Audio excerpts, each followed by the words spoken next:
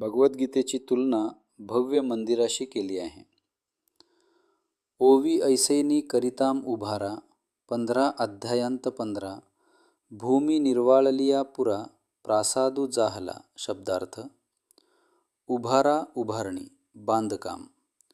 15 अध्यायांत 15 पहिले 15 अध्याय.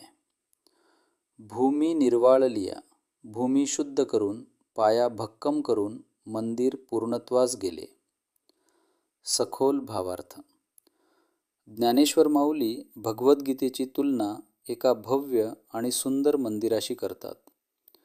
जसे एखादे मंदिर उभारताना प्रथम जमीन स्वच्छ केली जाते, मग भक्कम पाया घातला जातो आणि हळूहळू मजले चढवत मंदिर पूर्णत्वाकडे जाते, तसेच भगवद्गीतेचे पहिले 15 अध्याय म्हणजे त्या मंदिराची उभारणी आहे. पहिल्या अध्यायात अर्जुनाचा विषाद म्हणजे जणू जमीन साफ करण्याची प्रक्रिया.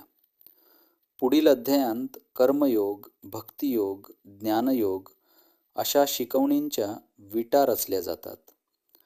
15वा अध्याय येईपर्यंत हे मंदिर गच्चीपर्यंत पूर्ण उभे राहते. गीतारूपी मंदिराची कल्पना या प्रतिमांप्रमाणेच माऊलींनी गीतेची रचना टप्प्याटप्प्याने उभी राहणाऱ्या मंदिरासारखी दाखवली आहे. आध्यात्मिक संदेश या ओवीतून एक सुंदर संदेश मिळतो.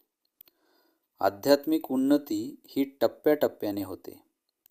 पाया भक्कम असेल तरच शिखर तेजस्वी होते. पहिल्या 15 अध्यायांनी साधकाचा बुद्धीचा आणि श्रद्धेचा पाया भक्कम केला आहे.